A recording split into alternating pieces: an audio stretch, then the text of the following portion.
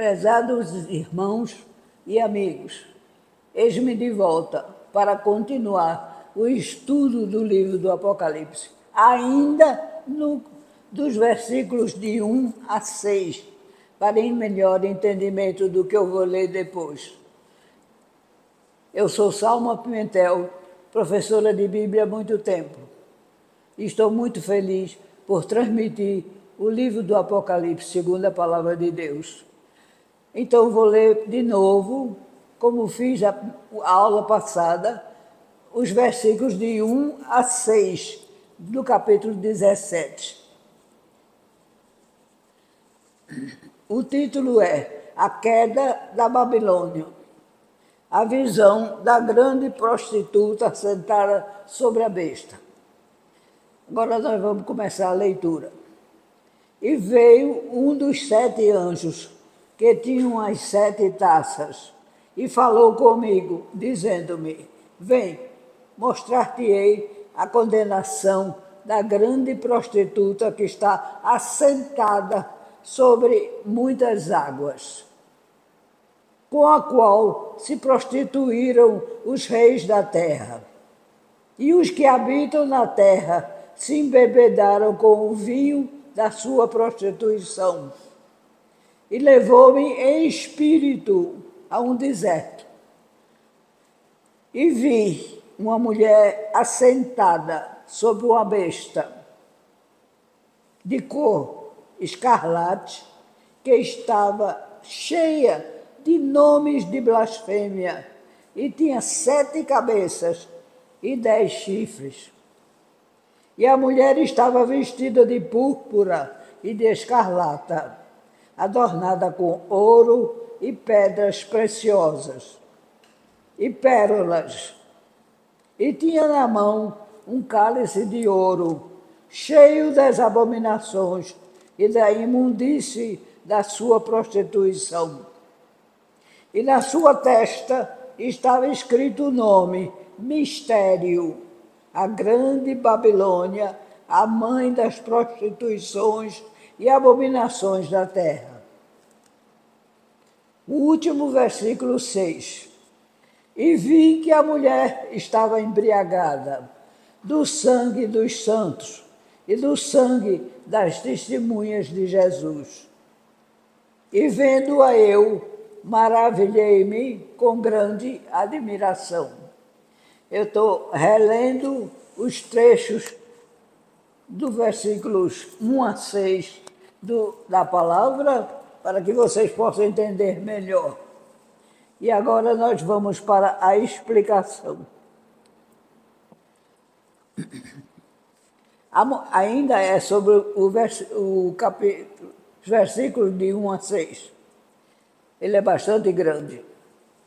A mulher aparece montada também numa besta, que por sua vez estava cheia de nomes de blasfêmias.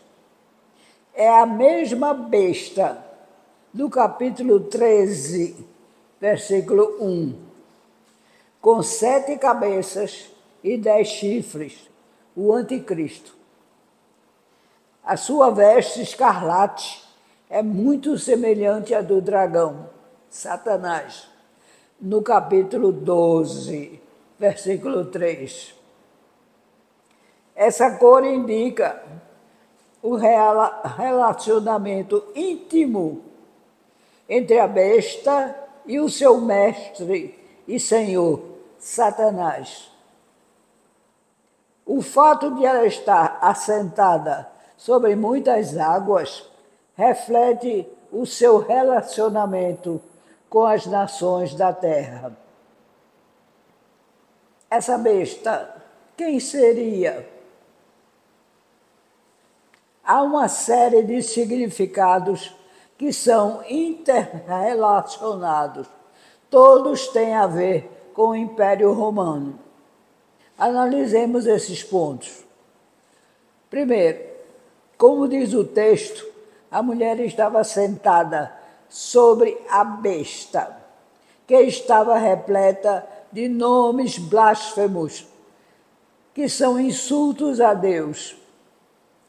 Sendo a mulher considerada a cidade de Roma, a besta é evidentemente o Império Romano. Como ela estava carregada de blasfêmia, deve ser uma referência aos vários deuses que em Roma se adoravam. Os nomes e títulos dos deuses eram um insulto terrível ao Senhor forte e zeloso, pois negavam o seu poder e a autoridade como real e único Deus. Nenhum ser sobre a terra pode tomar o seu nome. Os títulos usados pelos imperadores romanos, que já estudamos, indicavam que eles deveriam ser reverenciados. E a reverência só deve ser prestada ao Deus de Israel.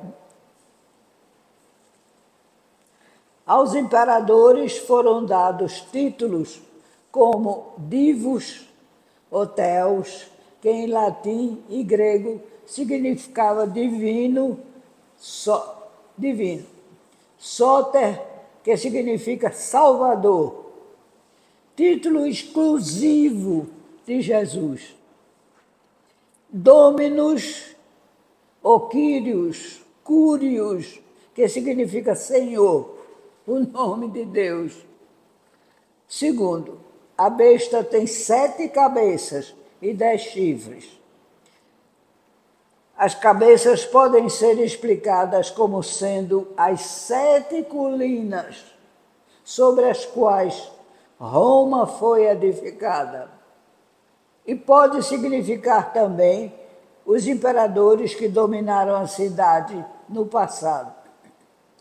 Nesses 2 dados, vemos sem dúvida alguma a identificação da besta com Roma.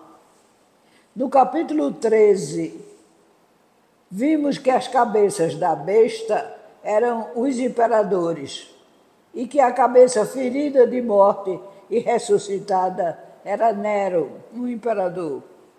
Interpretação. Essa interpretação nos dará uma chave. Estudemos então parte por parte para melhor entendimento.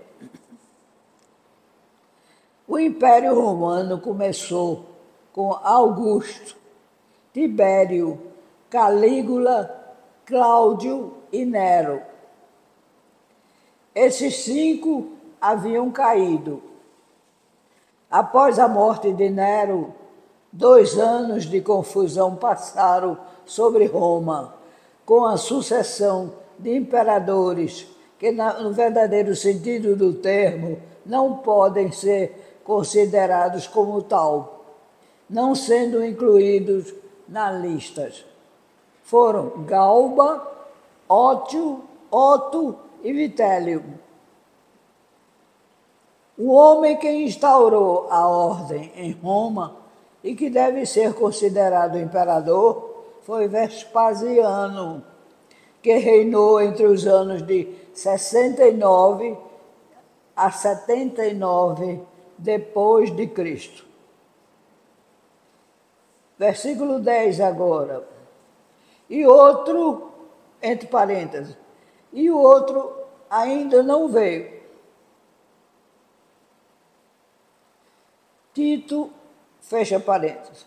Tito sucedeu Vespasiano e reinou só por 2 anos, 79 a 81 depois de Cristo. Versículo 11. A besta que era e não é, também é ele, o 8º rei. Esse versículo deve referir-se ao capítulo 13, versículos 3, 12 e 14, onde vemos a lenda de que Nero ressuscitará. Como já explicamos anteriormente, quando comentamos aquele capítulo, João associa sempre Nero a ideia do anticristo.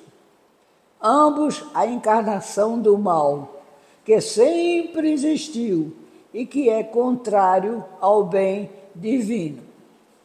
O imperador Domiciano era filho de Vespasiano e substituiu Tito, seu irmão. Em seu reinado, identifica-se demais com Nero. Era perverso, incutia pânico e terror aos seus súditos. A imagem que passou para a posteridade foi semelhante à de Nero. Como este não confiava em ninguém. Passava horas nos seus aposentos, ocupando em caçar moscas e atravessá-las com uma agulha bem fina.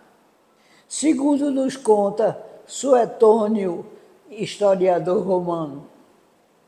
A sua personalidade daria um bom estudo patológico da mente humana. Homossexual, assassino, cruel, perseguidor de tudo e de todos os que não o agradavam, torturava de forma crudelíssima, queimando os órgãos sexuais e cortando as mãos daqueles que não o apoiavam. Além de toda essa barbárie, costumava iniciar os seus documentos com a frase, abre aspas, Nosso Senhor e Deus Domiciano ordena, fecha aspas. Ele se julgava rei, muito divino. Ele foi assassinado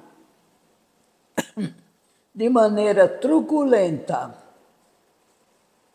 por um escravo imperial, ajudado pelos gladiadores, com 7 punhaladas. O último ponto para identificação é a menção dos 10 chifres e dos 10 reis. Esses reis, embora não houvessem recebido o reino, recebem autoridade e poder como reis. Ao receberem o poder, cedem-no à besta e junto com ela farão guerra contra Cristo e serão vencidos. Os 10 reis e a besta, já derrotados por Cristo e seus fiéis, voltarão seu ódio contra a cidade meretriz e a destruirão com fogo, pelo fogo. Isso dá-nos uma noção de que Roma será destruída na realidade.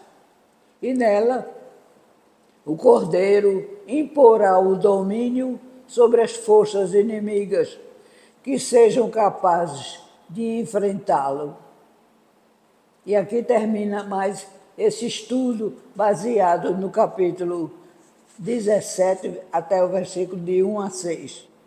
Nós repetimos a leitura para que entendimento melhor, mas a explicação já foi dada também agora sobre todos os versículos lidos.